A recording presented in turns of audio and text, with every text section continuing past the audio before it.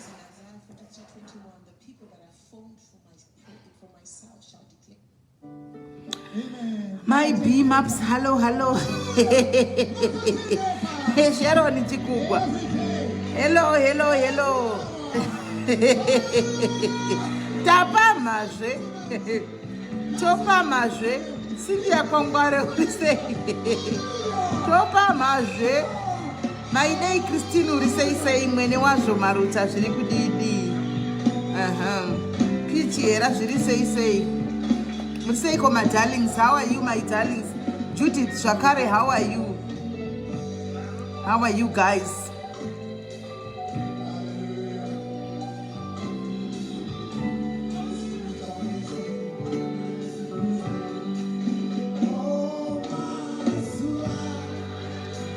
Nemazuva makatendeka Yesu mazuva nemazuva makatendeka Yesu mazuva nemazuva makatendeka Yesu mazuva nemazuva makatendeka Yesu mazuva Sanele Ngwenya, how are you? Anzi beji nofunga zuka atora sinodzoka rakate Beatrice, how are you? Yes guys, time to take vamwe guys, time to take vamwe Jesus every day and every hour my faithful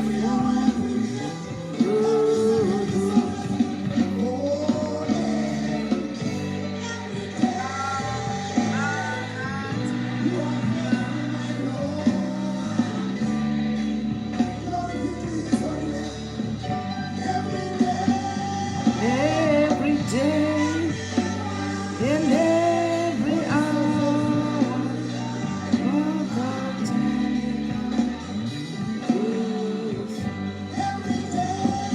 every day.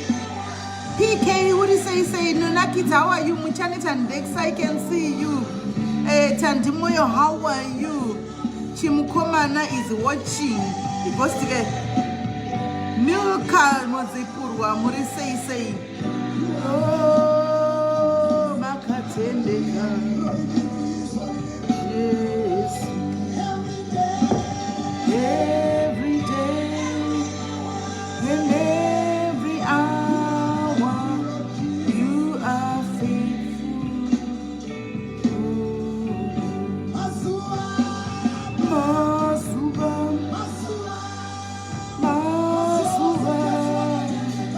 Alice Bakeki, all right, Chamuza Doi Hansi Moro. Yes. I want to find it on that life.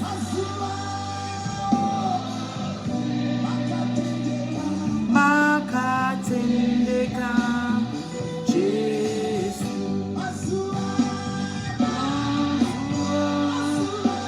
nemazuva makatendeka Yesu. That is all koyo. Ma chete dadi sewa ndikuchikiri saka group ne Facebook saka tatove njanji simbi kana pano care hapana kana pano vava hapachina saka yo ndikuchikiri zvokudaro ndikuchikiri zvokudaro. You are faithful. Messi Mudzonga uri sei guys, ingwe chaitifamba nekurumidza guys, tine vari kuda handisiri tikutaura taifamba nekurumidza guys, hatisiri tikutaura. You are faithful. Tendi chinorinda zviri sei time chidana muchikurumidza guys, muchitega my darlings tegai madarlings acho mutege naMike Pasi wacho muti kwayo uya uzvihwire. Handisiri ndiri kutaura muzive kuti uya uzvihwire. Kune vari kutaura uko, mageneral manager ako vakutaura, handisiri mudedze azvihwire. And every hour you are faithful, oh Lord. Mazuva, Lydia, I can see you. Jasakara, I can see you. Lydia, Jasakara, I can see you. Vicky, I can see you. Vicky King, Tandomoyo, how are you now, Ami? Hey, Makatendeka. Oh yes, Jesus. Oh yes, Jesus. Oh yes, Jesus. Hey, yeah, Jesus. Yes. Makatendeka. Jesus. Rutana Jacqueline, no problem. I'm going to pin the number. Mazuva. Makatendeka. Jesus. Mazuva. Yes. Mazuva. Makatendeka. Jesus. Every day. Yeah.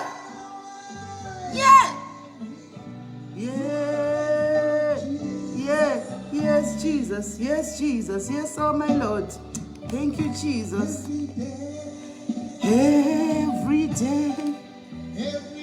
In every hour. Daddy, move if you would say, Makatendeka. Jesus.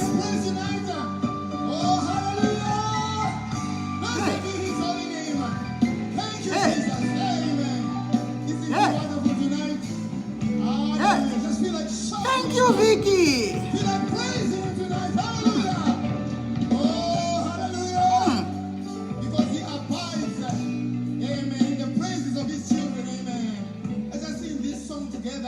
Right, guys. Masquera say mamuka say maneru kumatima na nyika salwana ni dumela madekwa nabu the muri say guys item chitega vamwe guys item chitega vamwe tishike pa 500 tovatatanga item chitega vamwe handisiri ndiri kuda kutaura. Let me just say one thing muchitega vamwe mu comment section ndichitaura chinhu chekuti handisiri ndinotaura nyaya dzaivanhu handiti maguest and ayari kutaura yamadharlings aya handisiri ndiri kutaura madarlings ndiwo anonditsvaga ouya pano oti tine nyaya yedu. Ndizvo zvakafanana nekuti right now madarlings tikati matege yagara uya pano vanoti hatidi kuzviwa. Handiti aiwa isa hatina kumbava wataona kana kudii. Handitika ndo zvaimboitawo vakuya iko zvinava.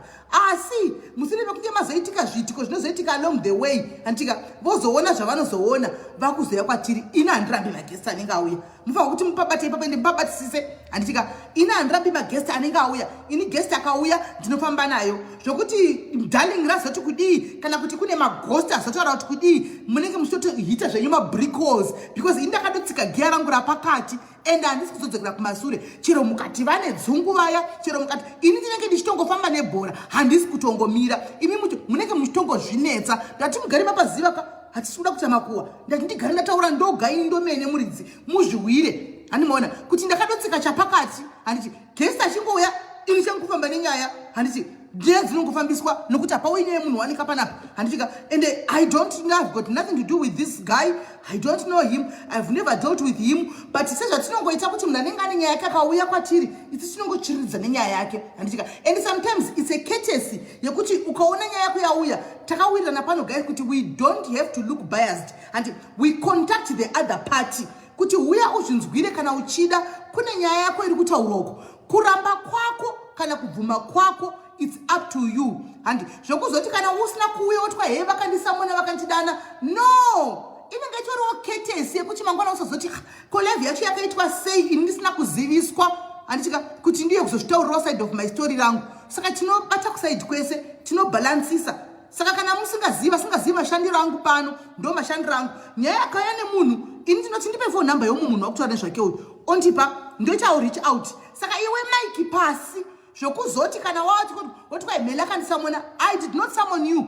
I just called you kuti uziwe kuti kune zita rako riri kutaurwa. Kana uchida kuti defender, kana uchida kungoramba still you are allowed. Hakuna mnhu anotambo muhuro kunzi uya nesini tugwa live kwakasiyana siyana guys. Tiri tugwa live. Kana nchida kuenda ichoice yangu kuno defender. Kana nsingadi ndingosiya handika ichoice yemunhu. I don't have to attack munhu host anenge achihosta aindisigwa nyaya nemunhu asiri kuti ndauya nenyaya yaMelly pana patoda kuataka munhu. No. We don't do that in this industry, in this business of suka. Guys, munhu wakuziva kuti isusu takaemployiwa naSukerbag. Saka vanowawata vaya vanenge vachifunga kuti vari kudhisa vanaMelly vachiwawata vachitaura vachidini. Muri kuzvinetsa imi paycheck inenge ichingoti ntintinti handi muri kunzwa titori pabasa. Iyo controversy yandira yatotoda iyoiya hanimaona zvokuti iyoyo controversy ndo yateti tichitolava iyoyo zvototi murambe makatsikawo chapakati muchifamba naro bhora. Ini chitsikawo chepakati ndichifamba nebhora because muri kundimaketaka.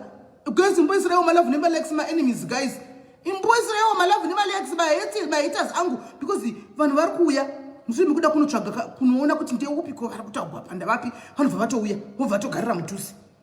Handiti maona vobva vatogarira mudhuze. So guys, ndinokumbirawo mutisirawo malove nemalikes for my haters angu anondimaketa anotiposta anotaura nezvangu ndichida kuti vedwe makandikoshera mufunge magoritoto makandikoshera rambai makatsika chepakati rambai muchifamba neni kuitira kuti nditekeshere kumativi mana enyika vandizive. Zvazvinonakidza ndechekudai anenge atouya kuzoona Melly haachaindi otogarira mudhuze akutogarira pano zviya zvamunenge mavaudza uko ozogeja oga onati kuzvarikataugwa kuri zvatiri kuona zvakasiyana wani vozouya vondiudza kuti Mrs. Melly isitoda kukonfesa takangati ndoti ndo Facebook ndo zvainoita kunotodhisiwa vanhu tichitoudzwa uroyi hure uchichikoko hameno pamunozouya muwana zvakasiyana ndo Facebook. Hamundizivi inandikuzivi indongotsika chapakati. Saka makandikoshera mufunge musambofunga kuti munotidonedza aiwa zvakatoramba titoripo pano. We are here to stay though. Kwai chembere dziri pano to stay 2030 tenge tichingovepo kusvikira zukati imi ma 40 years zvichikwira hatitadi kukuonai paFacebook. Toona totisirawo kupi toenda kupi handitika. Asi kana zuka asina kureva achingotendera haiwa zvokwadi tenge tichingovepo tinenge tichingofambidzana nemi. Imi vana vadiki I think you should be the ones to be banned paFacebook. Imi ndai munoita zvelife dzenyuko hamusati matomboenjoya life hamusati matomboshanda hamuna kana chinhu muri kungotsvaga mari dzedata dzekuya paFacebook.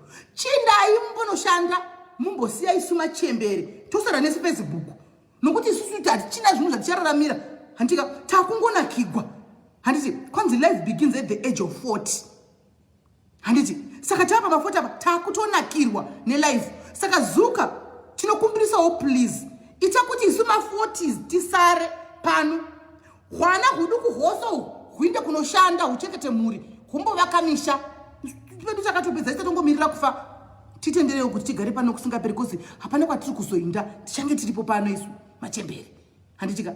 Ende toda kugara takudza chimwe chinhu wani guys, ipo panapa hakuna munhu bakwa netambo kumanikidzwa kuti chiuya pano uzoteverera. Kana uchivenga munhu, I always tell you guys, block the person so that you don't stalk the person, because mukaramba muchindistalka muchitarisa kuti wanyara zviyari you are envying to be me, muri kuda kuita inini. There is something chitori manitiri chamunoda chamuri kuteverera. Chokwadi a person that you can't stand haurambo uchingomuteverera uchingoona tanyora nezvechikutomupfekera ghost zvokwadi unotongoblocka woendera mberi noupenyu hwako. But ukaona uchida kunyatsotsvagisa kuti arikuita nezvei zvazodi uchiona simba rekukomenda kupipa furo uchikomenda, iwe ndiwe biggest fan yangu, my biggest fan yangu, and I love you so much. I love you so much. Rambai makatsika chapakati, inivo ndichitsika ndiri kuno, imi muchitsika muri ikoko. We love you guys. Bora mberi. Zvisinei guys, ninyaya yandisini ndikutaura. Pane wakandifonera, ndakaona 3 missed calls dzake, ndikati ari kufona mwana uyu, nditori mukati mehustling dzangu. Ndikati mwana uyu kwakanaka, ari kuramba achingofona same number ini ndiri kuidropa. Ndikati ndizombata time ndanditori kure, ndakutodrive ndaunda kutoya kuno kwafoni yaringa same number ndazobata number. Mwana akati rekaindiseni ngure, akadedemura zvemuza kunonzi kudedemura. Akadedemura kati ndikuda kumbirawo live nokuti handina kukwanisa kunge ndazoudzwa nevanhu yapera live ndobva ndanodzokorodza. Inini hangu ndini ndanga ndiri mubata mari, ndini ndanga ndiri committee, ndini ndaironga zvinhu izvi maproject ezvakati ndine bhuku racho, ndoda kuuya ndizotaura ndikati oh welcome with open hands. Isu padhari zatirambe munhu tinogamuchira. Saka ndiye munhu atoda kuti nhasi titaure naye panapa. Tisati tauya tinemwe live zvakare yavamwe baba so anditika vari panapa vachauya panapa tichafonera kuti vauye but uyu ari kumhanyira kunoita zvada kuita. Saka ndiye watichatanga naye kuti agara akudza nyaya. Regai ndinyatsoisa mudhuze kuti munyatsonzwa. Ndichimwira zvangu ndizvo nditoma kapachino yangu ishi ndiri momba. Vadiki indai munoshanda. Hello. Yes kan 9 muri sei? Muri sei? Ndiri right muri seiko? Mushe. Aiwa, tapinda pachirongwa fe. Tapinda. Alright. Alright, maswera sei? Ya taswera sei. Saka yesi pepe Pasi. Saka iwo wakandibata ukati sisindawo kutadza kupinda pa live ndakwana live ichitatarika ndatadza kupinda ndakwana ya live ndakwanisa kutaura yange yopera. Saka ndoda ndine side nokuti ndinda ndiri mubata homwe. Indinda ndiri mukati meproject memaproject aitwayo.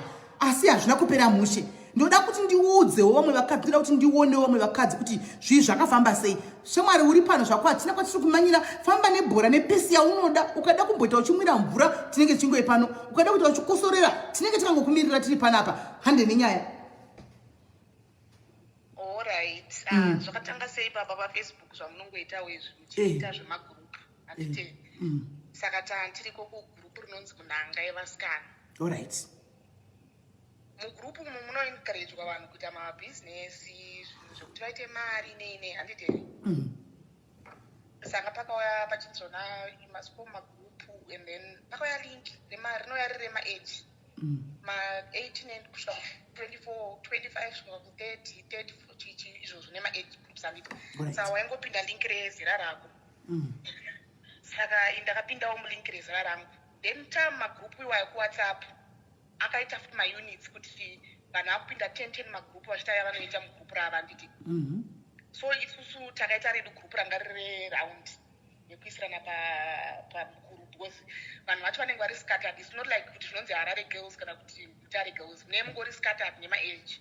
Saka group reduwo rakatanga kuita round yepa asi taitumirana nemukuru handiti. Saka mukupawo feedback kamukoma kuti ndozvatakuita tikati takatanga round chichi. Saka kana mune something chakuprogress vanobva vati add me mugroup redu. Alright. Isu patava-adda mugroup redu ratanga takuita zveraundi riyariyo. Tava kutoona kuti vasikana vakagirana. The next thing I saw myself on Facebook. Handiti. Kuti ava vane group ravo they are doing very well chichi handiti to encourage others kuti zvikuita handiti. Mama tatanga kutoita here. Mira mningina panga pokazozvona iwe post yatoisa kuFacebook. Mama totanga kutoita mari yacho. Mama totanga kutoshiyana. Kwati mama changotanga. Iri ndere round kai. Round yedu yevasikana. Saka kuround kwedu zvazvakutoita. Add me to your group ndione progress yamuri kuita group penyu. Tikava-adda. Ndakatova-adda. Nondaive admin. Saka tava-adda kanzi you are doing well. I think round haisichi hainyatsoita madi kuti ari business. Alright. Business, we came up with business ideas because the group rine vanhu vari kwakasiyana-siyana handiti. So the girls in South Africa were saying because mu-lockdown ngatitumire zvinhu kustaff kuZimbabwe so that we sell. Mune munhu ari kuya neidea vamwe kani ngatiite mabhero vamwe kani ngatiite chii zvakasiyana-siyana handiti. People were just suggesting toita zvipi handiti. So ina suggested nyama. Ndikati nyama kana kuti mabhero chichichi nyama munee muchita sei. Tikati hatinonohodha kana chero any abattoir. Then tahodha chero any other abattoir totengesa takapeka ma2 kg ma5 kg muHarare. What do you mean?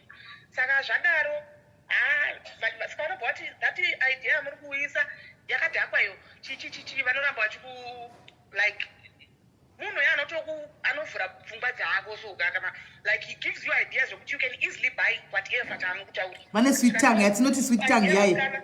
Ndo yatoti sweet tongue yaye. Saka woti kutaura kuti aiwa izvo zvakadhakwa dai madai so chazodai vachiramba vachikuonesa zvikati ko madi kuti hadzitori mombe chaidzo. Mombe dzatitengisoita sei because girls were worried tichaita sei because group racho ka almost 3/4 of the people vanga vari kuSouth Africa.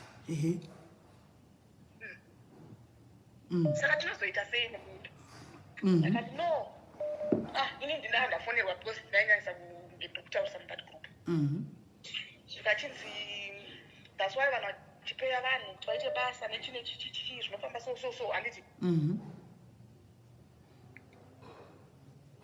but alright saka ndatenga idea alright saka todi saka you just need people group nenyama ichaita muri mega imimi you need others because zvofunga kuti titenge indakati mari yacho haizowanda here tikati mombe because tiri 10 saka tinotenga seisusu raundi yanga irema $10 $20 yanga isina mbowanda zvikanzi mayas vanhu vanobhadhira majoining fee wodi idea yatengeswa kwandiri handiti adawo right zvozofamba sei tichiri mugrupu mwana daunzwisisa sikanzi aiwa vanhu tapost bayanoiswa futi kufacebook group revanhu ava ratotanga zvimombe if you want to join youare too late handiti kasikai kujoina calls came mafoni akapinda I want to join initially we wanted 30 people in our group but we ended up by the time andakazobuda mama ne44 tatofoma rimwe rechi2 alright saka joining fee was 25 monthly subscription was $35 25 kuti munhu upinde mugroup medu alright 25 handiti saka mari iyi maipani mima joining fee ayi because imimi ndimakanga matanga neidea yenyu muri 10 kuti ngatiitei marounds amaida kupandikandira nairi mari handiti that was good iye akauya akati aiwa marounds anononoka aiti madi kuita zviri zvemombe handitika chibhadharai majoining fee idea yahaijikwa kai mari idzi dzejoining fee dzanga dzine necessary yei yekuti dzichibhadharwe kujoina kunani maijoina kupi imimi kunani who took this money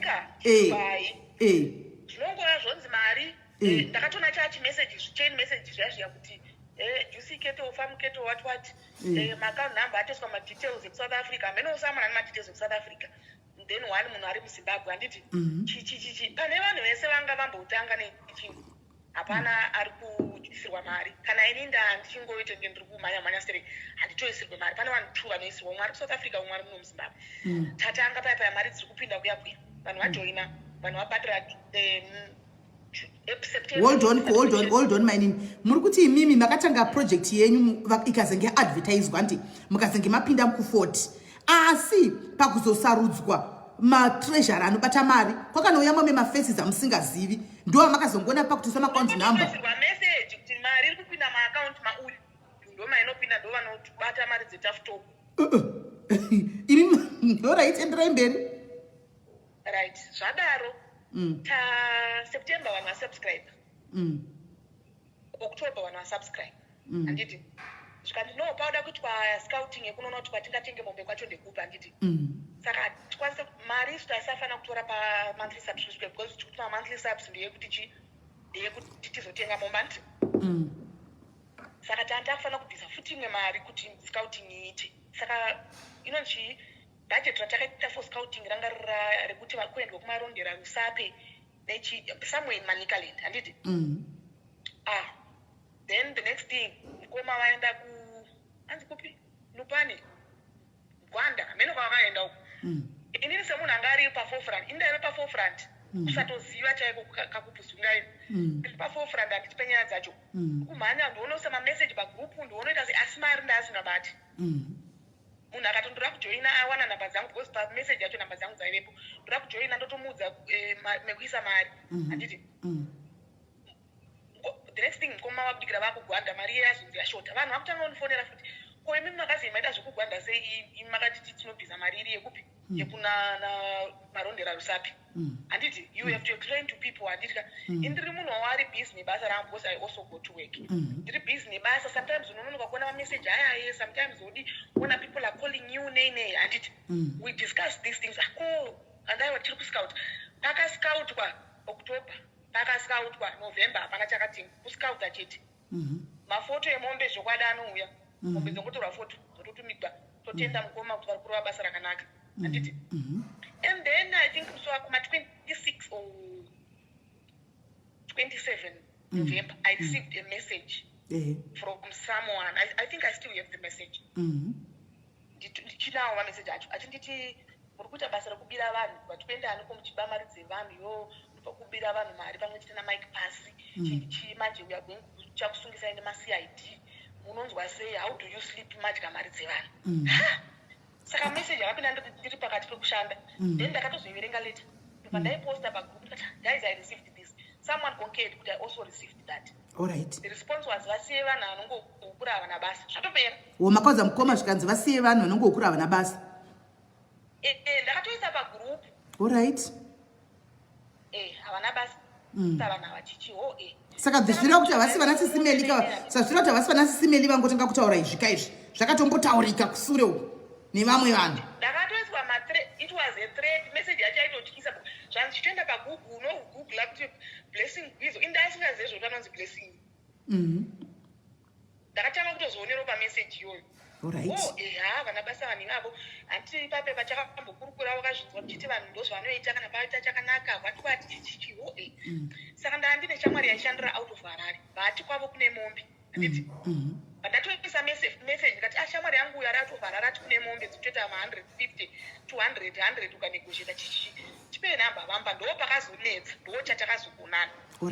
Vaenda kweshamwari yangu ikuya mombe chokwadi vakanonzwana zvikanzi iwo chandeiko kuHarare tinotase tinotora mari yemombe iwo wodzoka nemari indoziva netraki totora mombe kune musikana vakazvange but feedback havasi kutipa ina havana kunge vandipa feedback vakusvika nefriend yangu atiti uyu bhaazondifoni andisira message akanditi iwe how trustworthy is your person ndikati chii zvanzi you're coming to Harare kuzotora mari chichichichichi but pane paamboburuka driver wake zvaari kundiudza ka nesi hamusi kunyura here panyaya iyi handiti ndikati handisi saka driver akatomborumira driver waMike akatomborumira kune musikana uyu kufriend akatomboita tumakuwa ndikati kana group redu richi legit zvinhu zvedu because constitution itorimo mugroup vanhu vakapiwa mafomu avo zvakanaka chichi zvikachinzi right abva ararama Harare akararama Harare anditi mangwana makuseni handatombotaura naye because ndanditoriwo busy nebasa ndibazondifonera kuma1 akati amaenda kundamira muHarare ndikukodzi tiri kuuya indakufonawo foni yavo havasi kubata vavazodaira mbaimbai zvandanchiverenga mari handiri kwaloya patakangogonana ndepekuti ndakabvunza kuti mari iri kugara kwaloya kuti zviite seiyo ichiiswa maaccount plus kuti we've always talked about kuti mari ngatingoopena account yedu zvachinzi zvinoshamisira here kuti mari igare kwaloya ndo mapindiro akaita because inini ndiri kunzi executive director waproject handiti but zvimwe zvinhu zvacho handitozvizivi ndo pandakakanzi ukundibvunza izvozvo what do you direct zvakwewe unodirecta chii on this project ndo pandakati ini ndokutotambiswa frandika everyone knows kuti I'm the executive director weproject handiti but to behind the scenes hapana chandoziva vanhu vakada kundiponda vanoponda inini nekuti ndinenchiita sechiiswa benyaya yacho ndikati hapana chandodirecta did you pay subscription because vanenge vari mucommittee private they don't pay subscriptions saka imimi vari mukomiti vakanga vaiswa mukomiti hamuna kubhadhira majoining fee munhu wese anenge ari mukomiti haabhadhire hapana chaanotombobhadhara kana saka ndo yamaimofira imimi kunzi mamuna kubhadhara nokuti muri mukomiti saka ingoitai zvandiri kuita inini tevedzera izvozvo pandakaplaza mesi yacho ndikati apa pandogona kunyura apa ndakuzonetsana nevanhu vachida mari yandisingazive kwairi handiti uyo akambomira mari yanzi iri kuverengwa tobva tonotenga nei mari yekuti aikwanisa kutenga kana mombe 10 dzekustatisa project kutenga mumadhuzo taitove nayo handiti because haisinyaya kuti mari ngaichange yawanda ka zvafanana futi neraundi iripo inogona kutotenga kana 5 yaitotenga kana 10 because ka 35 times 144 for 2 months it's 3,000 something zvokuti yaitokwanisa kutenga chi mombe handiti saka takangopindurana zvokusanzwanana ipapo voti chinhu chavo president pandangona tina I need peace with men and God pandangoenda pamagroup pandaoneka nekubuda magroup since pamba sina changu chandakabhadhara ndatakurana neupenyu hwangu pandaenda saka hamuna kuzombodzawo kune vakasara here kuti mombe dzakazosplitiwa sei vanhu vacho vaingoni because vanhu vakabva vatanga kundifonera ipapo mabuda sei mabuda ndikati no iwo find it out yourself kuti uziseenda chazvo zvandaonawo pamwe ini zvandaonazvo zvauchaona saka I can't tell you kuti chii chandaona ndine zvangu zvandaona zvandisina kukwirana nazvo saka ndabuda saka vairamba vachindifonera kwozota umwe amene akazorasa message anenge aikatondiisira message vaarasira pagroup because vo unotongodzingwa zvokuti wakabhadhara chi akatondida zodzingwa ndisina mari yandapiwa because ndiri kuita makuhwa but hapana chiri kutengwa ndisikazoziva zvangu because handazomboita chitapolapo nazvo since landabuda but December, January, hapana chakatenga. Pamwe vakazotenga zvavo February handizoziva zvavo. But ndakanzwa akafona pane imwe live yamakaita last time aitaura nezvangu achiti lady akabuda chichi aindifonera because ndakabva tese kuri rimwe gurupu racho airamba achindifonera anditi hapana chati chaitika hapana chati chaitika ameno kana vakazotenga. Sa iyo wakutaura takafona yakazogusvika pakubuda hana kana sendi rakapiwa hapana chakaitika uri kutaura akafona pane iwe ukabuda ukakango nawo pana chinodzoka. Saka vacho vanenge vasara vacheva vanozopiwa here? Vanotonyarara because ukataurisa unozobuda ka ukashaya chawawana. Saka ukanyarara kwacho right urimo ngati unozopiwa here? Ndio pane question yangu. Indisofa hapana chanda andisanda mbuna yakapirira. Pamwe yakazara dai vachirimo vacho vapona mataura kuti vakaita. Vati Azina Natasha mira imainina azina Natasha. Azina Natasha Tasha aisapposta achiti naruda kundivhiringira maprojects angu. Ende uye bona asi Mike ndipe maserious iwe. Mike ndauchidaro iwe. Mike uri munhu mukuru ndauchidaro naiwe. Ende zvakaoma. Right. Saka nyaya dzema-outing pane yakambotitaure nyaya dzema-outing. Kwai kunofamba sei kuma-outing? Kuma-outing handina kubvira ndaenda. Pane yandaifana kuenda. Asi nenyaya yebasa handinazokwanisa kuenda. Aiwo. Kuma-outing handa. Kuma-inbox. Ngoti darling, I love you. Even huge. I love you, darling. Thick is beautiful. Ewe, usanobozva kuti business here tazvo. Saka pandakazoita iyoyo background check ndichiona vamwe vachiroti takazogadzira gurupu revakadzi vaMike basi rikadhirokwa zvakata izvi ndo zvairewa izvi. Kune gurupu riri kunzi rakatombogadzikwa. Kozi ukangotobva anoti tumirai mafoto zvidhafu makazodai matikitaisi. Tumirai mafoto mukazenge mune mashoti. Tumirai mafoto tumira kuna zvekutamba. Anachitumira kuna zvekutamba. Vanototumira manje. Inga zvakaoma asikana. Inga zvakaoma. Handizivi right. So I had pane musikana anga chifunga kufona pana pari kuti midzavo mari dzinonzi dzakanga dzichibatwa akanga ari the so called girlfriend yaMike Cape Town here if I'm not mistaken. Handitika pane akandifonera nesuro. Achiti ndinoda kutaurawo kuti inini mari yaibakwa nechichi pakazoti amene skandari dzaingoitika but kune skandari dzakakomba dzakakura dzaitaura amene kuti achafona kana kuti kudiletsa hope kuti achagona kufona hadizivi. Saka iwe wakangoda kutodliwa thickness wako. Like my comments anongokuisira I don't respond kune I don't delete messages futhi. I know kuti pamhepo panapa nemataura andai yangu nauza kuti ndiani then he comes after my head kana kuti chii. Aiwa usavhunduswe usakwatiswe hakuna iwe usavhunduswe nemunhu wemufoni. Usakwatiswe nemunhu wemufoni iwe usakwatiswe nemunhu wemufoni. Ndichakati ndakatomirira masamoni angu andakaida kusungisiwa. Ndakatomupa address ndakatomamirira masamoni. Ndikutomalava masamoni. Ndokwazvinonoperera ikoko ndakatomirira masamoni angu. Ndakamupa address yangu chai ndakatomamirira. Saka usakwatiswe iwe usatombokwatiswe nemunhu wemufoni anenge achiumanari behind the phone. Kana munhu achizviti ndinanoya pafeya hasura achiita zvokukwatisa. Kupikwa hakuna zvinhu zvakadaro usatombowewe. Hakuna. But anyway, thank you for being bold ka. Uchipana vanhu vakutoda kufona. Andisali ndokumbira mundipindiro nhamba dzekufona. Andichika mundipindiro nhamba dzekufona tivhurire vanhu vafone. Thank you very much mainini neku. Wait, one other thing that I noticed zvanga zvisiri right. I mean, but you know what sometimes when you feel kuti une hope yekuti we are going to progress anditi auzione ndizvozvo constitution anogadzira. It's not like the members ndo vanokrafta constitution. Ndechefeki chinhingi chamakatigwa checha. I can even call the lawyer right now muri pano. Ndogona kufonera lawyer muri pano wandakapa that contract kuti aite go through it. Akaputika nekusakati nyaya yatangirepi ndikamupa link ye live akauya akateerera live. Akuna that's a bogus thing because Mike does not have a company. And all that was stated there, it was about the company. Which company does he own? Antomborne BE number.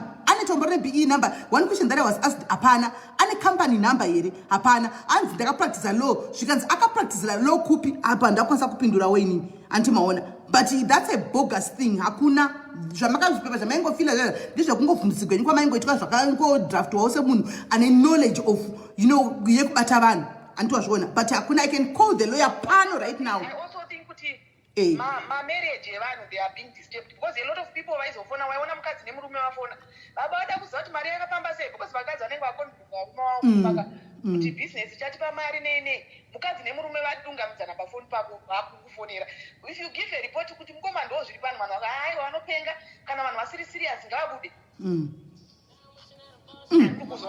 Right, bata wakadaro mira wakadaro bata wakadaro kola. Hello. Yes.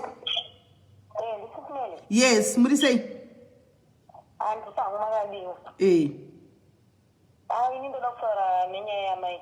All right. ndakambosangana naye Mike patombodanana zvekungotaura ndakaona pasina wiki ndakandamuziva bandisira message kunzi mwana wangu ari kuboarding apa munhu akamutoresa 200 years ndikukumbira kuti ndikwereteso 200 years ndokupa munhu andipa mari yangu. Abva apedza Mike wakuzvikiretera chat name namba yake. Alright. Kwasenda kwandiri like copy and paste. Kazoona munhu ari kuramba ne200 apa pesa yangu ndakatobatsira saka anazoona namba yenda anamboona futi kugroup. Alright. Andati waita munyama handina mari. Alright. Abva apedza munhu anoita zvozvotandana nevasikana achingokumbira mari ndo life yake anenge achitsotsi katingaicha. Okay. Kana munhu angokasika ndamublokerawo kure kudaro but itsotsi komana wayo ungosati wadyiwa hakwasi.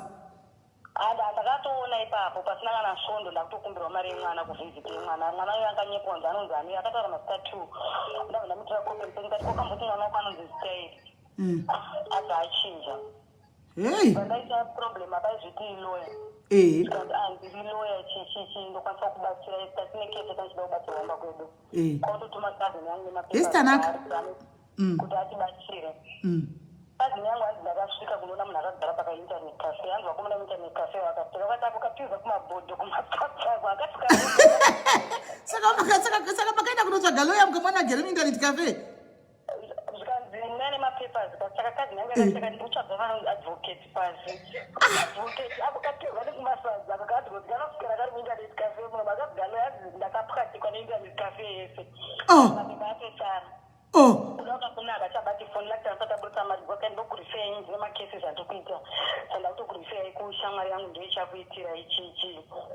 Kazini yamhanya yasvika muinternet cafe ndomama ndinotsiya mapapers ndopakati ndatumwawo nemapapers andokupa advocate Pasi sikazi advocate ako katiza ari kubasadza kamuchipinda kachibuda kusera nai Jehovha because aiwa zveuloya izvozvo nyangwe dofo rinozviramba unowanepi munhu andoswera pafacebook saka unobatsira maclients acho nguva iyi unonomira mukoti nguva iyi because unoziva kuti unopinda mukoti unogona kubuda na4 mukoti. Imagine kakatozosenda mari kakati ndoda kuya kumba kanobhilivisa kakadani mukana kamvura ndoda kuya kumba kwako ndakuona hama dzako chichi nako ini ndofarire huku yechibhoibva ndakati asenda mari yacho mufana kutengera huku yechibhoi ndikubikire kachingonipa mari chingoenda patm kaunotenga madoro angu kwakumwaka mari kaya kakafona kakasvika kamutauni kakati ndasvika ndikakati akana dzokera inibamini kakandisina mameseji ekuti president kuti haufa wakaroorwa unacho unofa wakaita mlife unganditi utsinyi all the way from Harare kwasvika uchinzitiza wakadaro ndikati kana ndaitokurazvata vanokufana brenzi ako so wakamudlirawo mari ndiwe manje akasenda yehuku hanzi ndoda kahuku kechibhoi ndoda kakanda tokukwata mari kayabva ndatongokashandisawo patm zvinhu zvaa zvakatongooma ndizvozvo gona wakaiwakola wakatsvaisa ndiwe chaishai wakapedzera katsotsi musikakazi ende anokutaurira mastatement ekuti kana uri dofoka unobhiliva zvinhu zvaanotaura ndiri kuplana this kachitumira mapictures ndikuati kwekanogara hakuna shawa here hakuna tabu kanogurira mvura kusvitsa mhafu kachikunguruka mushawa kakaita madishwasha mushawa karimomo ndikugeza kasi munhu uyo anoda life but haakwanisi kuiafforda life yaanoda kanorota spirit katsotsi zvokuti zvokutaura mai ava ndezveshuwa kadi kuti kakakuona kuti wakaona kuti katsotsi kanobva katanga kuvhundutsira zva zvokuti ushaye sei pazvinhu zvako kambaza kanokutungamira ende kuvasikana ngavave kefu kaona watanga kutaura nako kanobva kakudza kuti ini ndinotoona hama because ndofarira zvinhu zviri straight saka ndoda kuziva hama dzese chichii ndite ndisangane nehama ndizive hama saka iwe unobva wafila like zvinhu zviri straight kachipedza hama kanobva wapinza imwana yekubhodhingi ndine mwana ari kubhodhingi ndonozvizisa bhodhingi akatongotoendesa mwana wangu kubhodhingi naye wacho hatichaonani chichi kana wakatopusa kutotanga kutotimira masaka takangonzwa nyaya yebhodhingi takazatona tikati ava vanhu vamudya hey ya wakapukunyuka at least asalive ari kuzwa kuti munhu ari kutaura ipapa ndiyani unoti anongoya hambouyi palive akasi kuti madhalings achanomufidha information even mugroup machat anoita achiti kana achita kunge ndiyaitwa zvinhu zvii zvake zvaanocreata ega ane manumbers hope vanoti chitablet chaimbofamba nacho so chakavhurika so ndo chaanofamba nacho achiita macopi and paste mamawhatsapp ari macomputers saka anosenda zvimachati zvasvitwa izvisi zvaitwa nevamwe vanhu zvaanotora nebasa full time job chairo haitozi ndo basa rake ranotorarama naro iro akaputaka munopera nako kamukomana kai hanzi kakatiza kupinda nekumabhodhesati kachitiza advocate vachitsvagwa apa kuteketa kazini yangu intaneti yese kafe hanzi kuti advocate kakaita kaadvocate kupi ako katiza nekunana mbuya wesadza hey yane aiwa ina handisini tikutaura mavictims are the ones saying thank you very much caller for kuramba kubhilivhiswa rega timbotrayawo panin'ina vedu vane nzeve aiwa chatitongoda isadhisi kuti ngavasiye kwaMike urikuwa toda kuti varambe variko nerimwe remazuva anokona nhasi munyora deti taita live musi wani kana vasina nyadzi kana kuti vakabviswa chinonyara vachadzoka pamberapo vari kumbotituka iko zvino vanin'ina ngativesiye vakadaro haisi mhosva vakaputigwa vachazodzoka manje handika vakutaura kuti aiwa takazozviona ndati pamakanga muchimboudziwawo ndofunga kuti munhu aidai maitofunga kuti kunyepa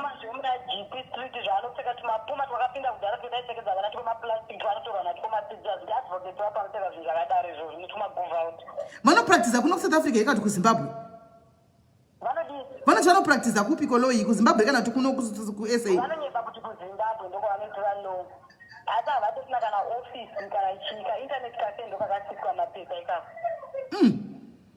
havana kwanopractizira itsotsi zvavo mukomaMike tsotsi right thank you very much kola macalls ari kuita kurana rega nembokudropa tinzgowa moto ari kuti kudii alright mongoza kana ngave careful nayo mbazai alright pakanaka okay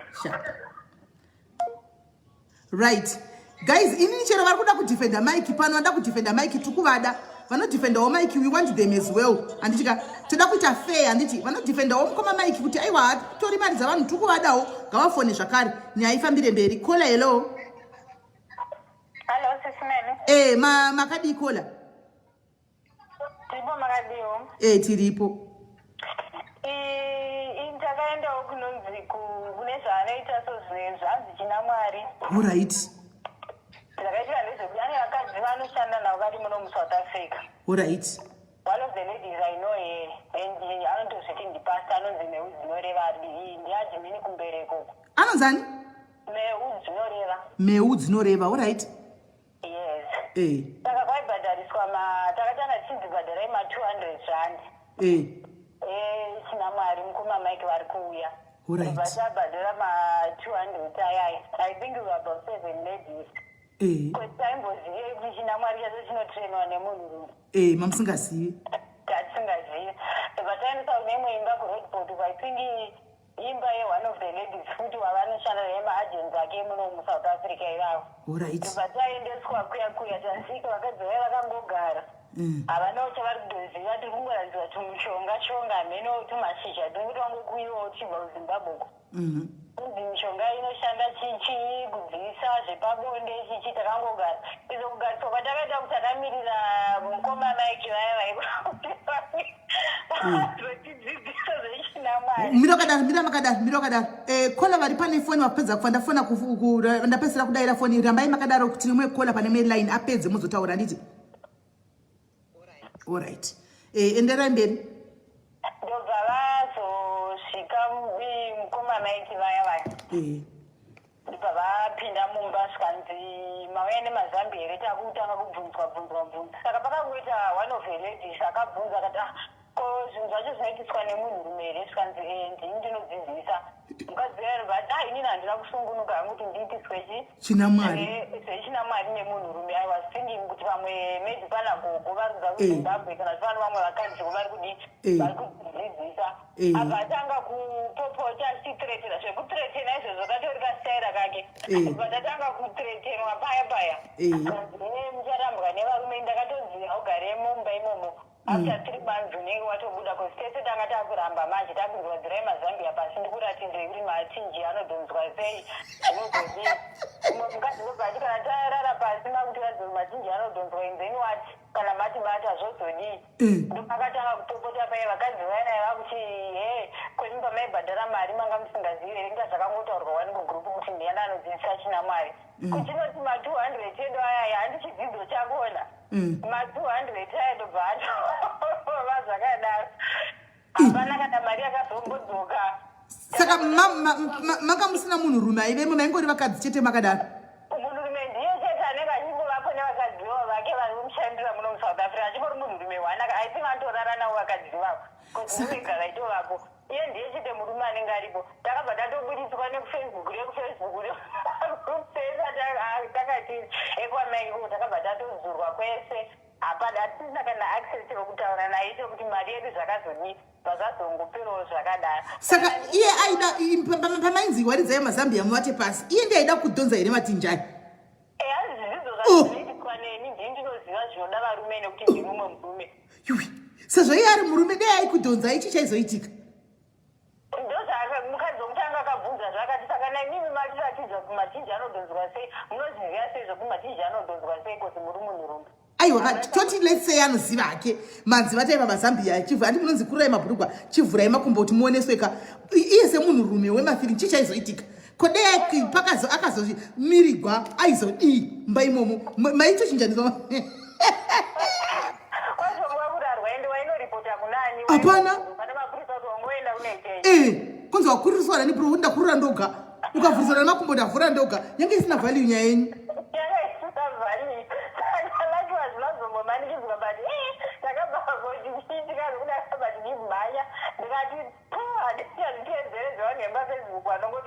zvakati vanhu vototera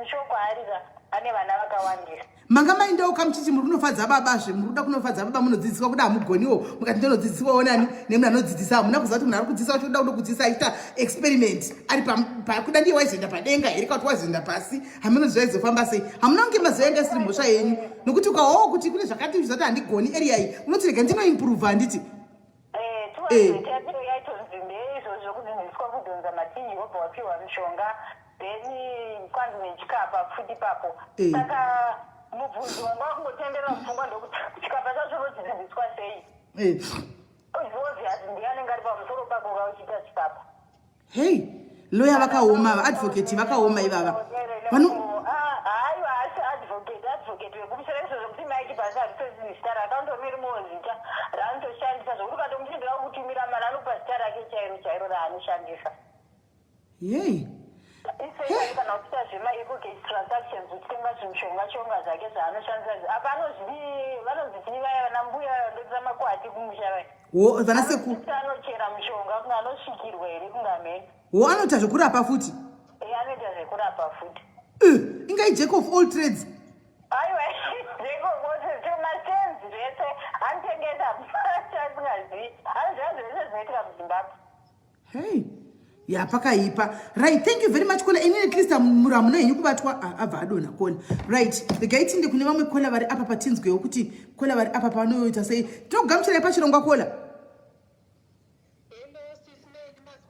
ndaswera masora sei isaiwo wedzeraiwo foni ngikiri volume kufoni yenyu ikoko iperere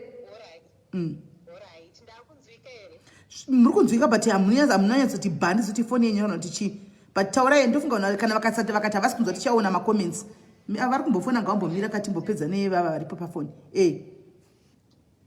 akutaurisa inini sisimeti ndiri kushaya kuti vakadzi ava problem yavo ndeyei kuti mike is a hustler zvekuti vanhu vari kubirwa mari ungapi munhu usina kuona chokwadi handiti kana uri munhu ari kutsvaga woita zvinhu zvakangwara zvekuti ziva ofisi yauri kunosiya mari ini yangu mari handikoteti pese pese ndisina kuonana nemunhu ndoda kuzoziva kuti ndiani wandichanorowa kana mari yangu ikasabuda allright saka pamuri kuti mimi mike haana hake mhosva aiwa mike haana mhosva ari kutsvaga kurarama asi uri kuziva kuti upenyu hwoma ndiani munhu wese ari kutsvaga munhu wese ari kungwavha vanhu ngavamutse vakadzi ava vakatokotsera komaraundi akauya itaika maraundi vakanga voitaka maraundi zvakanga voitaka maraundi ndobva kwanzi aiwa maraundi aiti handiti maraundi aiti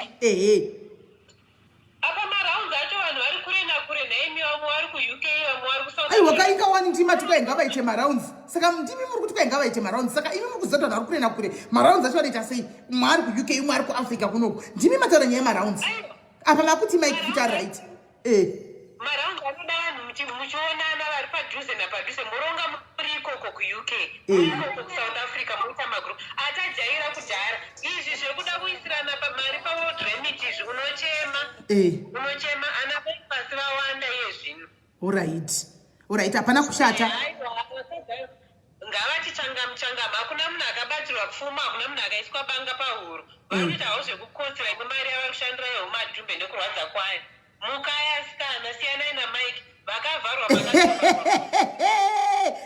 hanzizenai naMike okay enderai mberi Mike atori netalenda is very gifted munhu asina kutomboita advocate anogona kuzvimiririra kudaro ane talenda risina kujaira saka asikana atori zvenyu nekuti kudyirwa mari kunorwadza asi Mike haana mhosva haana mhosva iyeye angachitsvagwa mari hatinongoti coming from you hazvindinyadzisi Lydia hazvindishamisi kuti iwewe uri kumiririra zvako Mike chimbomira Lydia kusvikira azouya mwana mai wako achichema kwauri kuti sisi ndakabhilivhiswa ndikajoina joining fee ndikadai nokuti wagara une peji rako kariri controversial une peji rako rari kuzama kuita controversial uri kuzama kusimuka kuita upcoming celebrity chirega ndichingokumaketa hangu nokuti watongofora necontroversial yacho iyoyo chirega ndichingokumaketa hangu guys uyu mukadzi ari uye zvapana padhayari zinikisi asi kuti seda hatina godo tinongomaketawo vanhu nenga ndisaka ndati uri allowed kumirira Mike handi kana uchida handika aiwa Mike ndofanira kutomumirira handizi kuti pane atadza kumutega here inini Mike ndimirenewe pamberi nekutsvaga pamberi nekungwavha asi vamwe vachazvisungirira chete vhura maziso murandakadzi kwete kungokanda mari pese pese alright okay saka uye ni Lydia bodo Lydia uri kutaura pa guys uzvo ana page rake rinonzi let's reason together with Lee mwindewo kukuitwa zvema controversy uko page kwake uko anoita ma controversy mukadzi uyu mwindewo ikoko monomirira rinonzi let's reason together with Lee ndo group raanaro page raanaro mukadzi saka kutsvaka ma followers uko hapana chimwe kuna Lee uyu guys chindai munofollowa muone zvaanoita koko unenge utotsvakawo kuda kupinda mumasocialite aiwa don't worry vachauya mazvinzwa guys let's reason together with Lee let's reason together with Lee ndo page rake chindai munotsvaga mudi mujoine kwainini I stand with Mike jahana mhosva hanzi jahana mhosva zvino rega titi wada kuya necontroversy aiwa zvakanaka fani tinokusapota tose tinenge tiriko welcome to celebrity in the making tatokugamuchira isi mumwe wedu guys asi ari kuti hati controversial dzake let's support her as well mumwe wedu asi afunga kuti ane peji rake ndogara ndichingomona saka ndofungawo atiwo chirega ndichiuyawo ndakamirawo naMike kuti awane kuti timusapotewa nditi chindai munomusapota guys handichika mumwe wedu alright waita hako Lee rega tinzwe vamwe vane musoro aita basa akoma alright hanzati ndiko kwaLydia kwacho right kola hello Simeli maswera sei ndaswera maswerawo zviri sei mushe handina time yakareba hangu kuzi ndikuda kupinda kubasa tisu wemanight inino nyaya yangu namukoma Mike yakaitika 2016-2017 mukoma Mike ava ndaitova follower vaine group ravo rinonzi Tough Talk with Mike. I've long been banned from that group. Why? Because I kept following every post ndichivati ndikuda mari yangu. Like zvaiitika ndezvekuti vaisa ndaigara ndiri kugroup kwavo ndichiteedzera mapost avanenge vakaisa like hold on pana umwe palive kona after apedza endera imeri kona vanopa good advice, you know, kuti is that person anopa that advice you can tell somehow it makes sense. But hold on, Kola. We don't want to take away what is good, kuna Mike. We are not that. And can I good never advices as you are saying, both you are level-headed and hakuna muna ari kunika ya uri anongo enda asina nikikiri. Let's give him that credit. Kuti aiwa pakupama advice teacher will pay you are good at that. And we say well done to that. Pamara apa ndo patumbo sokonana pakuda kudonza vakadzi machinja apa. Ndo patazunetsana. Ande Yeah, panye mari ndo pan like second I used to follow him a lot. Ndaitongora mandiri ku page kwake ndikawana time ndoenda ku page kwake ndonoona kuti kwakanyorwa chi, and then I would just like I loved everything about his page. So pakazoitikawo time yekuti ndakaitawo problem yandakaendesa as a hide. Problem yangu apparently yanga ichida malawyers mukati.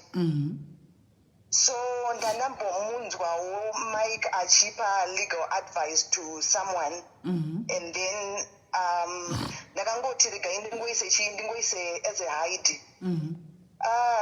Chinhu chakandishamisa ndaendesa hide ndakaendesa kune one of the admins, because parakatanga page riya you would know kuti this one is an admin ku page kwake, this one is an admin ku page kwake, yeah, stuff like that. So ndakaendesa hide yangu kune mumwe admin, anditi then mukoma Mike ndo vakazouya kwandiri vakuti hai ndiwo aendesa here hide, and then he like copied and pasted that same hide yandandaisa iya vakabva vandidosera that same hide yandandaisa ku that female admin. And then I just said, yes, did you post my my hide? Then Babatanzi, no need to post, I can help you. All right. And it. Then ndakamira 2 days, the hide yangu was never posted. Then ndaenda ndadzokera kuna mukoma Mike. No Mike. Ndobva ndadzokera kuna Mike. Ndobva ndanomuti ko hide yangu how far. Panaenda fi kuna admin, that admin andakaendesera that hide. Ndikati ko hide yangu how far. Anditi. Because Mike is offering me legal assistance, but at the same time ndikuda kunzwa kuti chi pa platform penyu vamwe vanhu vachati chi zvikanzi na admin zvikanzi don't worry, Mike will help you. And is it panaenda kuna Mike I went back to Mike ndikati ko sei musingaposte chi musingaposte ID yangu zvikanzi I want to help you, actually let me do it now. And is it kana ari kunhuhwidza mari that guy anobva ita zvinhu zvake fast zvezvekutika you don't get time to kufunga zvakawanda saka ndobva andipa nhamba zvika ndingatende tinotaura kuwhatsapp. Tasvika kuwhatsapp SIS, the first thing chaakaita handiti kunodzupura profile picture yangu bauya nayo kwandiri zvikanzi ndobva atanzi ko inga vanhu vanokutambudzirei, ko inga wakanaka chaizvo. Ndo the exact words dzaakataura. And then I was like ko what's going on now? Zvikanzi no abatoona kuti inini handisiri interested in zvanga achitotaura because ndakatongoti maybe, but because angaunza picture yangu angadzosera picture yangu kwandiri ka ndakabva ndangoziva kuti anga achitaura inini, but I was just confused. And then ndobva ati okay, so zvatakuita panapa, just tell me your story kuti iri kufamba sei. And then I started narrating. Hello? Or mira pane munhu ari kufona wangu rati mundifonere ndanda kutokangana saka ndomufonera chamufonera kana wapedza ini taura ini. Okay, so ndakatanga kutaura nyaya yangu handiti ndakatanga kutaura nyaya yangu, he didn't respond because ndakataura nyaya dzangu in bits and pieces and then asking him kuti apa panoitwa sei handiti, and then he just went quiet. Then bauya mangwana acho futi ndobva andibvunza zvikanzi ko tatakapedzera papi nyaya iya, ngatienderere mberi nechi vanokufona futi He disappeared on me again. The third day, Shkanzi, for your case, I need 7,000 until you are in SA. I need 7,000 rand. When I see that 7,000, I would because one, I do not know kuti muri lawyer here kana kuti kwete. I just saw you giving legal advice per group penny, but I don't know if you are a lawyer or what. Ndopaka budisa that guy a heap of files pamsoro per desk. Aditi, pabuda half body chemunu. I think he was wearing a suit or something, but panga passing amboneki face. Anditi, doba atanzi mamuma cases and rukutoita are. Changas charwa na kola wechi too. It's the truth. I think pane kwa ane ka experience ke low somehow. Or he has access to a lawyer wano pota achitora ma V11 kuti aconvince vanhu kuti he practices law anditi. So akanditumira mafiles kandi mafiles andiri kutoita aya chichi, but face yake yange yakakatwa ndikati no, it's for his privacy anyway. Ndoba andivhurira rimwe file ranga riri padesk pape ndoba atora futi picture zvikanzi right now I'm doing this case, it's similar to yours, but I couldn't see what was written on those papers akandiratidza iwayo anditi. So he managed to convince me, but it's okay, I'm not going to pay the 7,000, but ndoda kubhadhara half of that. Kuti ndione kuti munotanga case yangu chirudzi, and then ndozokupai mari yacho imwe yacho yasara anditi. Zvikanzi I know it's okay. That FNB account ndakaitumira.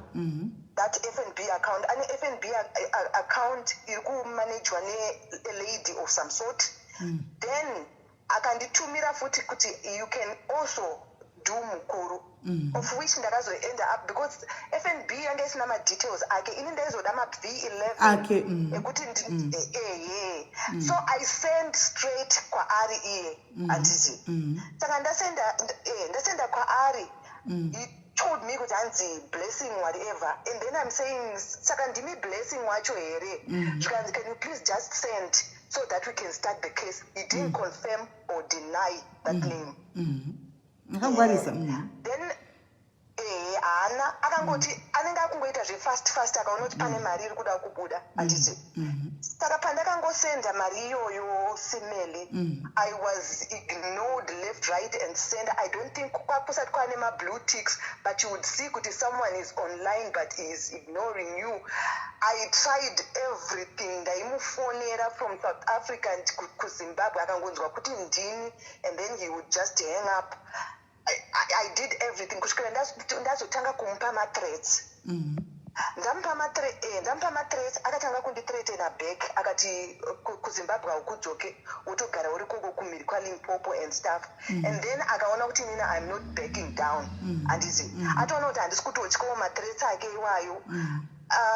Pakazoita someone ndakaposta pa profile pangu, then there was someone akandipa ma details ake kuti anowanikwa kupi. So I went home, after about 3 months I went home. But problem yandoita ndakamungwadza manje kuti I'm coming for you. Because ndandaudzwa zvekuti hanzi pane phone shop yaano operator, it's not a lie. Pane phone shop it's an internet cafe in fact yaano operator ari iye kuti I had put my guys in order, ndanda kutoda zvehondo chaizvo. I had put my guys in order kuti totongoenda totongonomubata wherever paanenge ari ipapo anditi toti ndikuda mari yangu anditi.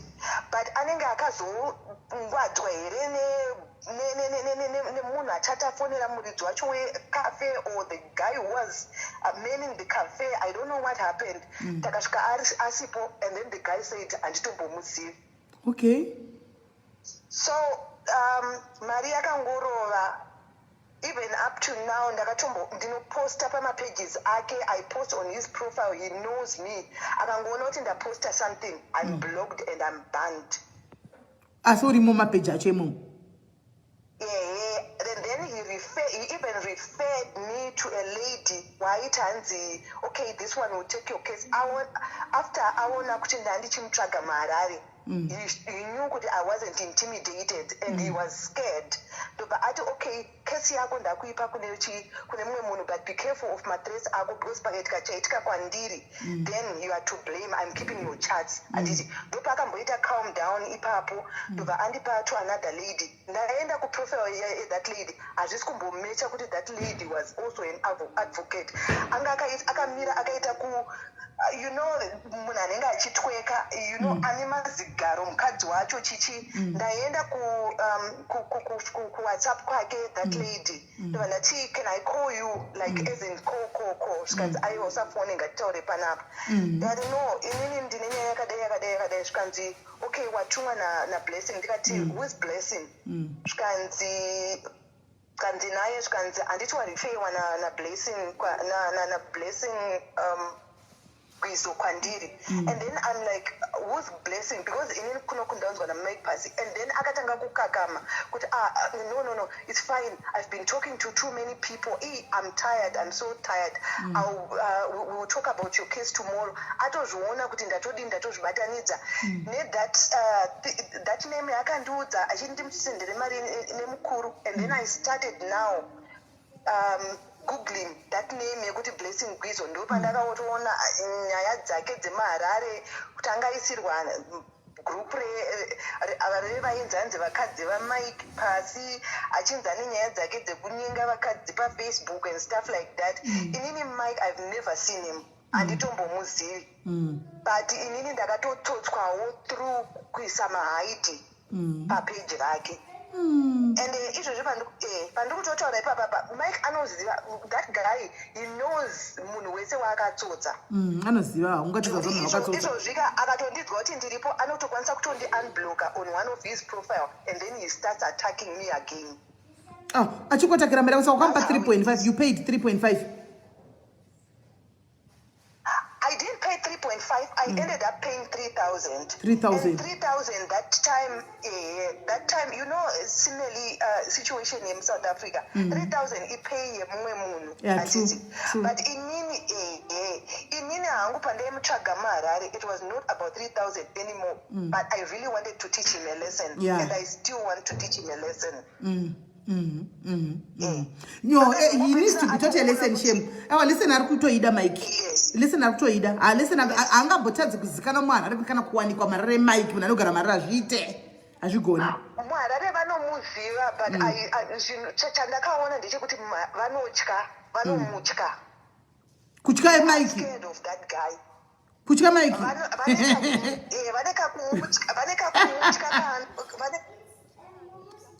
Avari kufona ndivambomira kauya apedza. Because pandai mutsvaga pachoka I would get my leads ekutoti atori apa izvozvi. Pambacho ndichofonerwa unzi endai pakadai ari apa. Imomo mumafone shop haabve.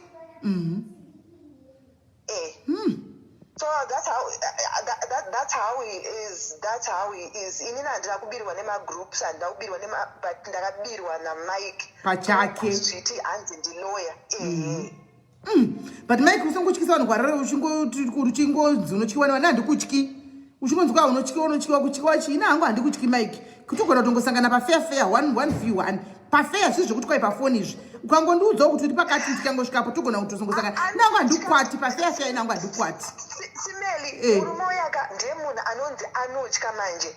And I think right now because he knows kuti many people are after him atoone ma-structures ake esecurity ekutoziva kuti kana panapa pakashata. I don't think kuti Mike Pasi anofamba ari one at this point because anototya. Ini pandakatomuudza kuti I'm coming after you. I'm coming after you. Akatomboita cool down akati no it's okay, let me refer you to someone. Ndopakandirefer kune that lady akazotaura kuti blessing anonzi blessing Gwizo by mistake. He is afraid. Zvanotaura zvekukutuka izvi zvekutuka vanhu anozviita. Zvekungohwanda kuti inini I'm not bothered nona nenge ari kuseri kwefoni vaiva ndosaka ndichiseka. Kana une zvivinhu chezozati wakanyatsa kumira chekuuya tisangane pafair. Ndinyatsondipa location kuti ndiri pakati ngatoti ngatisangane pakati tosangana pafair. Zvokutuka nemunhu ari kuseri kwefoni chero chakadaiwo chongokutuka chero gwara rakadiro ngokutukawo because kufoni kapafoni izvi. Uya pafair tisangane. Kana uchiziva kuti unyatsozvimirira unozvigona. Uya pafair. Zvivinda hatorina and akatoona kuti you are coming after him like that, akaona kuti atadza kukunyenga, because inini akagara azviedza azvitraya zvekuda kundinyenga, akatoona kuti apa hapaiti, akaona kuti zvaramba izvozvo handiti, akaona ombokuthreatena kuti go and report wherever you want handiti, akaona kuti iwewe uri kuramba wakangosonana naye hausi kutotya handiti, ndopa anotozokuratidza kuti igwara, that guy is unozva zvakanditira here Mike, musi uya wenyaya yekutanga handiti, handinongozati zvatinongoita panapa munhu akaya nenyaya yake, kazhinji kacho we call the other party handiti, not kuti tiri kumanikidza kuti uya palife, but tinotokufonera kuti ona kune nyaya yako kunoku, it's up to you to respond or not to respond, right? So Mike akati haasi kuda kuuya handiti, akatanga kutuka, in fact akatanga kunditukirira WhatsApp kusvika ndazomutuka, andoona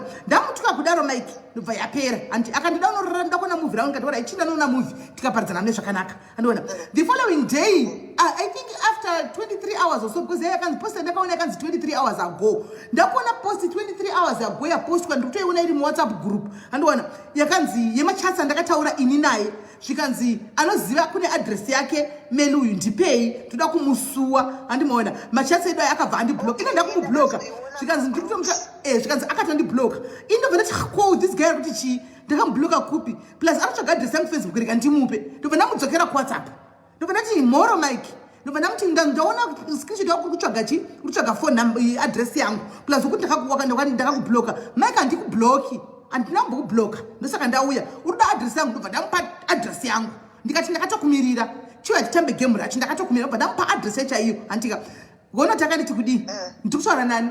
Honestly speaking, ndikubvunza out of the deep of my heart, I don't even know who I'm talking to.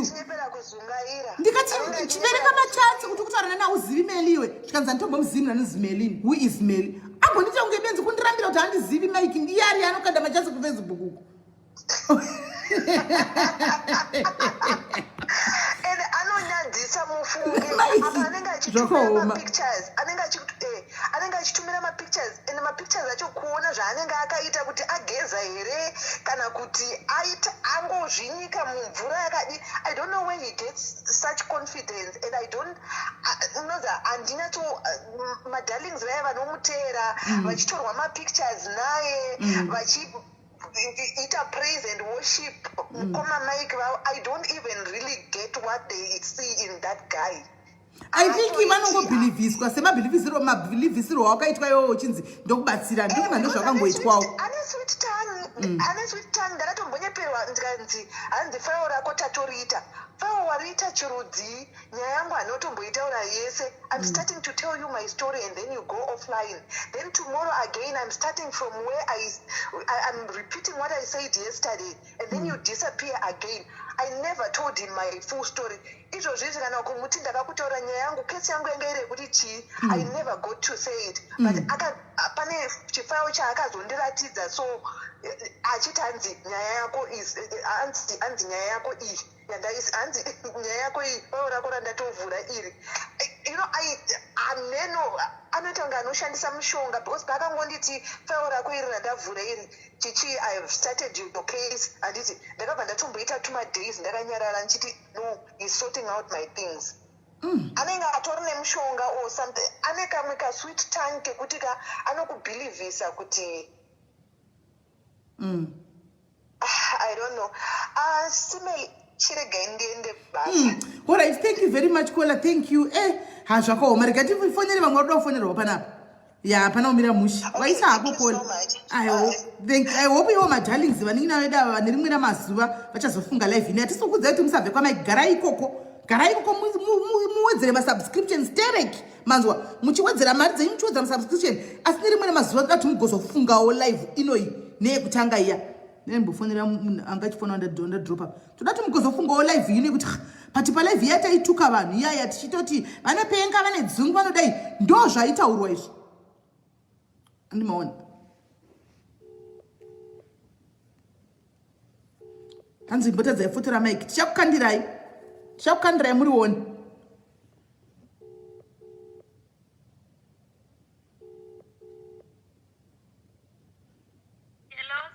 Hello, sei ndaona twangu wabvira kufona wena. Ndeipi wasora sei? Ndaswera wasora sei? Kutsvagai. All right. Tripa life. Alright, ndachikudzai kuti someone takamamirira chero akauya kana akamaisa pabhasi kuti togona kungomatambira varidza. Oh, by the way, iwo ndomwe akanzi arikuda kusungiswa nai. Kwewo wakaita sei kwewo? Inini ndakataura kuti imbabva because ndiri darling futi. Uri mudarling, all right. Ndopinda ndichikomenda mucomment section pese zvehondo naye hangu. Zvikanzi ndinofanira kusungiswa nedefamation of character. Kuti ndikutaura kuti imbabva ndakabirwa hanzi ndakakubira chii chaufamba utaura kuti ende zveshu handina chandakabirwa ndakangohakira ine. Kwiwe unosangohakirewo zvewe unohakirawo munhu utanga waona ka kuti wabigwa here uzotaura iwo unobhadhira subscription fee here. Handinombobvira ndaingoteerera but ndakamutsvukira kuti nyaya dzekuti sei achidzidzisa vanhu zvechikadzi iye asiri mukadzi anoziva sei kuti anoreba zvakaita sei iye asina chaanoudza vanhu kuti anodzidzisa vanhu izvozvo. It means kuti kana chinhu zvakatenga 2016 atove neexperience iko no 2021 akatodhonza kune vanhu vakatombodhonza chete. Zvekutoti iye anozvana zvekuti anoita basa rokudza vakadzi zvedu. Ameno simba iro ari kurwana kupira kugarira vakadzi vevanhu achivaudza izvozvo. Akatoona kuti zvinotoita iwe unoona kuti ukaona ndichiti kune vanhurume kururai mabhurugwa ndida kudzisai kudai handika varume vachikurura it means pane kwandakatombozviita ndikaona kuti zvinotoita unogona kuvakururisa vakadzi varume ava mabhurugwa. Saka iye pane kwakatombozviita kazvona kuti zvinobudirira unogona kuvakururisa vakadzi ava mabhurugwa. It's just that anozosangana nevamwe vanozorambawo asi vamwe vakatombokururwa mabhurugwa akatombodhonzwa matinji wayo ndochokwadi. Munhu ane strategy chaidzo dzokuba munhu anotoba nenjere dzake dzekutonyatsotooshandisa vanhu asi ndoona soti madharlings acho akapusa because iye haapikiswi akapikiswa. Ndakamboita imwe nyaya naye futi aposta kuti kwanzi vanhu vese vane vana vakasiyira kuhama dzavo endai munotora vana venyu. Ndikamuti naiwe vanhu vakasiyana unoziva here reason yekusiya kunoita munhu mwana because kumusiya unosiya nezvikonzero zvako then akabva ndikutotaura iwe ndatienda watora mwana wako ndopatakambonetsana saka aitaura kuti hanzi iwewe ndaakukumenshena because takanetsana nguva refu anenge uchingonetsana neni chichi. Saka wakazobhlokwa here kuti uchiko? Kumadharlings ndakabhlokwa handikwanise kukomenda but ndinoona but handikwanise kukomenda panenge pachingova nekasaini kekuti ndokwanisa kusheya kune vamwe but handikwanise kukomenda handikwanise kuita anything kunze kwekushare chete. Hadundi contribute anything because ndinongotukana kapo. Saka andoti tine ndifanirwa kuzviona but handifanirwa kukomenda. Hey. Yeah, pakaiba asi next time usahakire wona ini ndinotohakira usahakire nyaya idzi wona ini ndinotohakira because nyaya dzi dzinenge dzauya kwandiri ini nditori host saka ndinobvumidzwa kupota ndichiita hakirei handiona kuitira kuti nokuti ini ndiri advocate I'm the mouthpiece of those who are voiceless. Saka ndinotombohakira kana nyaya dzakadai dzinosvota kudai sodzo kuti mari nozani nematamburiro anoita mari marwadzi anoita mari muno muSA vakomana ona konzi vanhu vari kungotorerwa mari unotombohakira but iwe usangoita kasisinge kuhakira hakaiwe unorohwa naMike. Tinova hake handirovi because iye anotozviziva kuti zvaakuita kubira vanhu nekuti vari kutambura izvozvo ukataura nyaya yekuti pane successful business inogona kuitika ka chero ini ndaitomufollowa because ndaitova nepfungwa yekuda kuziva kuti zviri kuenda kupi kuti ndigotoendawo. Apa anotora mapicture evasikana vanenge vari vakatopfeka matisheti akanzi munhanga yevasikana pane zvikutoitika nditi obudisa ari mufamu munenge mune huku nemavegis obva ati kwanzi vamwe ava vari kutoita. Saka inenge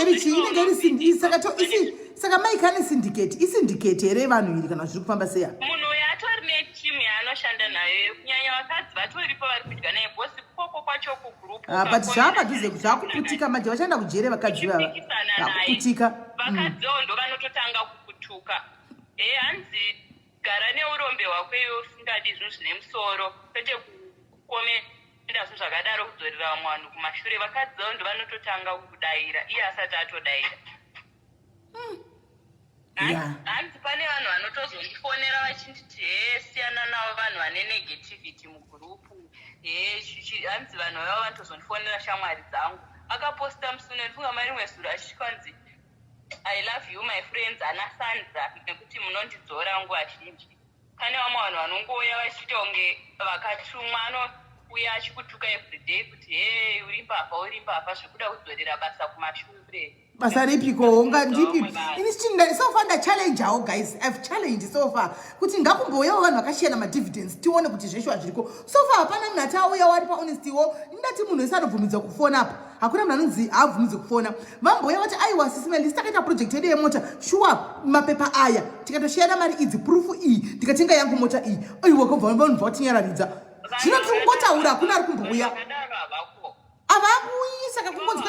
Saka project yacho iri kupi isingabudi pachena. Alright Kola, thank you very much. Lekatibotora mu vari kufona ava tinzo tvamuti alright. Kola hello. Kola hello. Taskera maskera sei? Zvekwa Mike. Ndakatomboinurira because madhezi akatangaka ndaifona kuti singaiti ndikadhiri rinojeni kuti mende rinotsiura ndobvata pakapinda pakaita rimwe group so remasingle nyaya yedesperation isimeli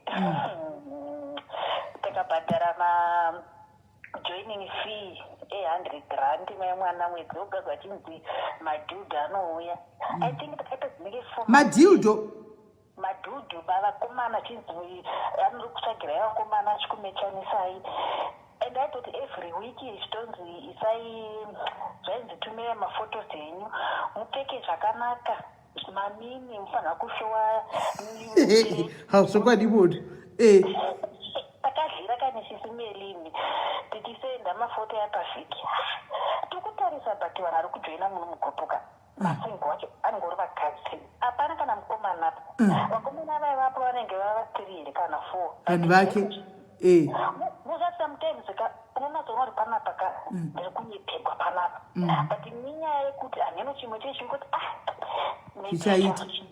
chichazochinja kana kuti unenge uchizvisa kubheki kwemind yako kuti haudi kubhilifa kuti its inhema but ungogara urimo. I know the feeling.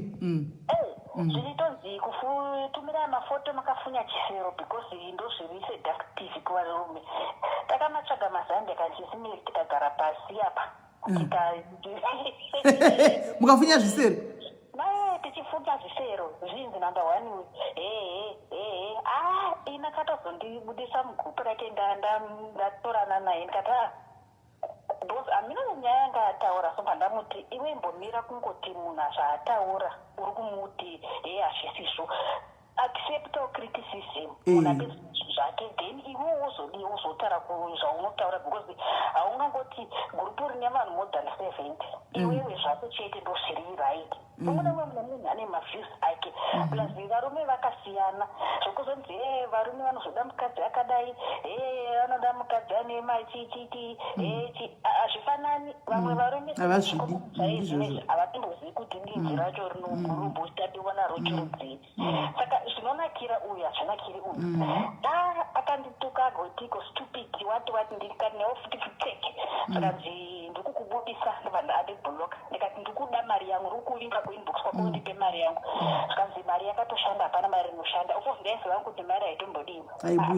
mari haitombodzoki hayo but ingori nyaya yekutongotisa vanhu kugadzika nyaya yedesperation kaplus Mike ane rurimi rwotapira rokuti vanzi ane rurimi runotapira ko Mike imboya wako nditapirisewo kunditapirirewo hanzi unotapira imboya wako nditapirirewo toona kuti zvinoshanda here kunhanga kwacho takabudiswa taseka pane umwe mukadzi akatumira foto yake achiti zvemimba izvi imboonewo zvanga ndakaita ndine nhumbu musaka mune nhumbu mino yameno zvainongoita inongokura nema-eyebrows amena kuti anga asiri mumutsetse kwawo inango zvema-eyebrows handizvizi but ndakanaona kuti but indakatora sokuti ichi ikomendi vanhu vazhinji takatoseka post yemukadziyo bhos takatongofunga tikuseka but maingana mangwana makuseni takafuma gurupu wakandiseti tabudisi wachisimeli musuwo pakabuda vanhu vakawandisa nekuda kweposti iyo zvikanzi vanhu vose vandabudisa iya ndavabudisira nyaya yekuti vakaseka mudhaling medu vakanga saposti yake achichito zvanga ndiri ndine nhumbu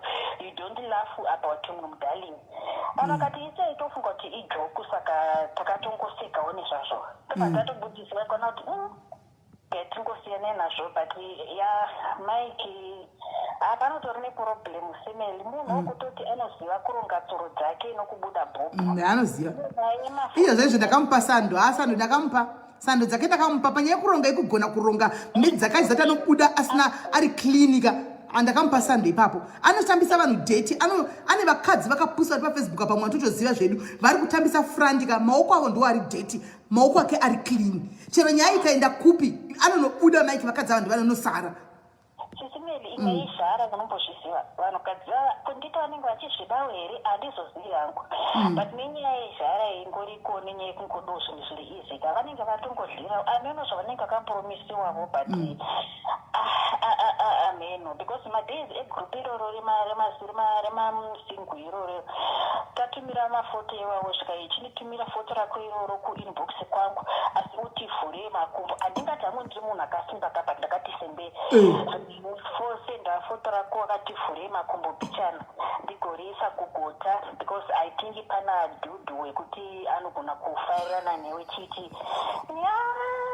kuvhura makumbo chaiko chaiko apa ndakatomboona post yemunhu angasenda achiti Mike anonyepa asi ye inotongorichi catfish hatomboziri Mike chai wati apana kana kuti unotogwa foto mai mwana rigonotengeswa kumawebsite acho hatizozivi ndopandakazobudana nerekati rikaendisendo pandabuda but saka hamuna kumupa here picture racho makativhurei makumbo acho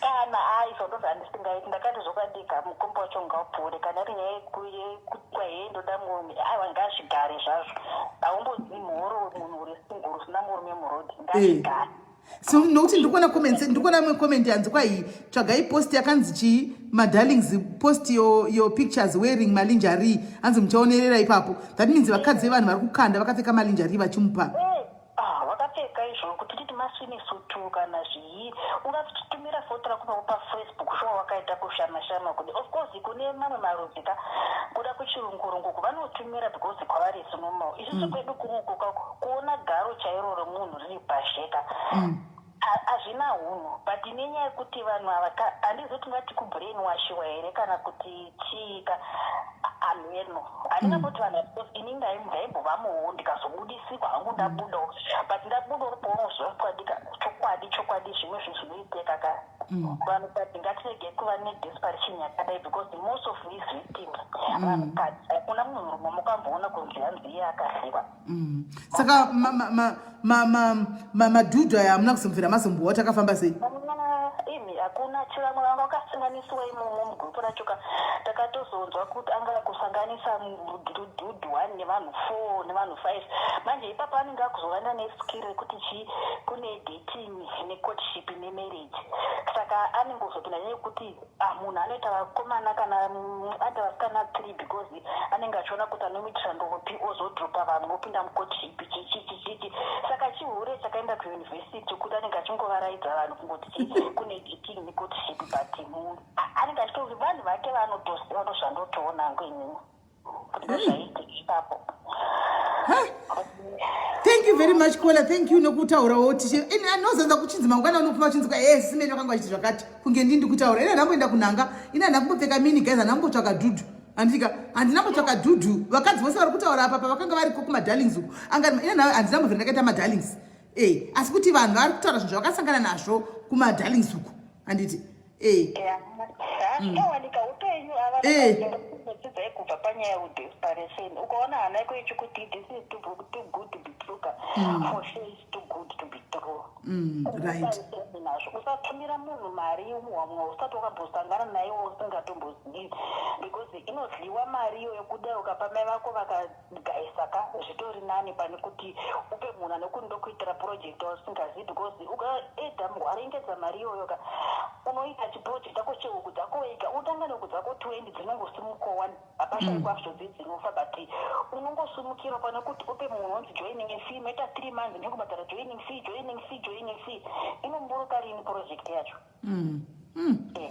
zvakaoma haiwa maita henyu kola thank you very much ndichatokutsvagirai idhudhu wacho nditsvagirei SIS MELLY avana kutsvagirai idhudhu wacho mune makore mangani imi kola 35 orit aiwa ndichakutsvagirai idhudhu orit sharp yo aiwa guys aiwa ini ndakwana guys aiwa ndakwana izvi zvinhu zviri kuitika pafacebook izvi aiwa ndakwana guys aiwa ndakwana tanaka popo vamwe vari kuridza bhegi uko tanaka vamwe vari kuridza bhegi uko iwowo uri kupi vamwe vachiridza bhegi uko vamwe mananga no man this is not it guys this is not it but anyway guys munhu nemunhu andita zvinomuitira handiti mazvinzwira handitika handisindi kutaura aya maformer darlings handiti maformer darlings ari kuda kudini ari kutaurawo nyaya ezvinhu zvavakasangana nazvo onzwa chinzi kwai sisimeno nedzungu panouya yese inotongouya sezvamunongoitawo muchibata nyaya dzeduwo isi tongobatawo dzenyuwo pano handiti square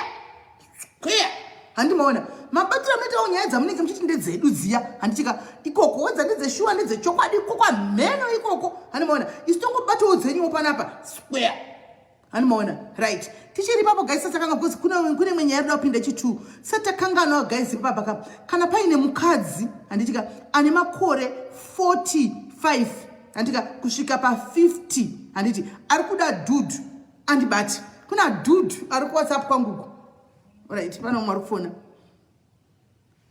hello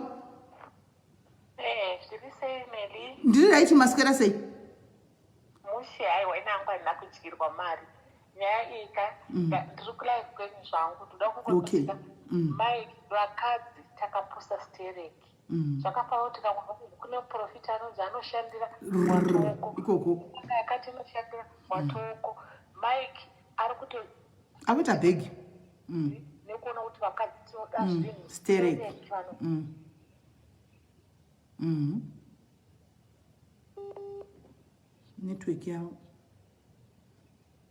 network yavo